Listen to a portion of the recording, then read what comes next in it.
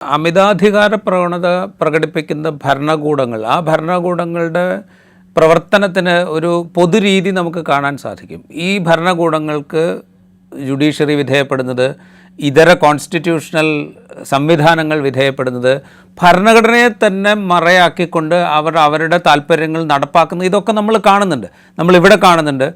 ഇത്തരം സംഗതികൾ ഒരുപക്ഷെ അവിടെയും സാധ്യമാകും എന്നുള്ളൊരു തോന്നലുണ്ടോ? കാരണം വെച്ചാൽ ഇപ്പോൾ 1,10,00,000 വരുന്ന അനധികൃത കുടിയേറ്റക്കാർ എന്ന് പറഞ്ഞാൽ അവർ ലീഗലി അവിടെ ഡോക്യുമെൻറ്റ്സ് ഇല്ലാത്ത ആളുകളാണ്. അപ്പോൾ അത്രയും പേരെ ആ ഭരണകൂടം പുറത്താക്കാൻ തീരുമാനിച്ചാൽ ഭരണകൂടത്തെ അവിടുത്തെ ഭരണഘടനാ സ്ഥാപനങ്ങൾ പിന്തുണയ്ക്കല്ലാതെ വേറൊന്നും ചെയ്യാൻ പറ്റില്ല. അപ്പോൾ ഇതൊരു ക്രൈസിസ് ഉണ്ടാക്കാനുള്ളൊരു സാധ്യതയില്ലേ?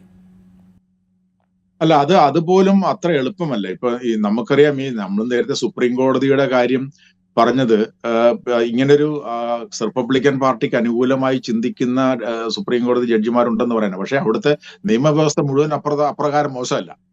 അമേരിക്കയിലെ നിയമവ്യവസ്ഥ വളരെ കുറച്ച് മെച്ചപ്പെട്ട തരത്തിൽ പ്രവർത്തിക്കുന്ന നിയമവ്യവസ്ഥയുമാണ്.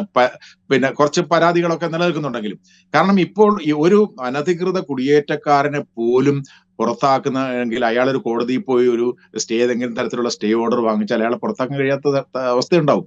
അപ്പൊ അങ്ങനെയുള്ള നിയമത്തിന്റെ നൂലാമാലകൾ ഇതിനകത്ത് നിരവധിയുണ്ട്.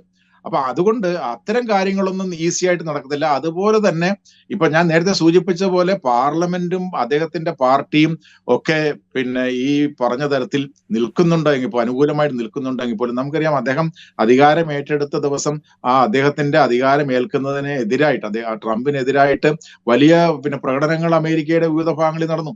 അപ്പൊ അങ്ങനെ ഇത്തരം തെരഞ്ഞെടുപ്പ് രാഷ്ട്രീയത്തിൽ first pass the post system.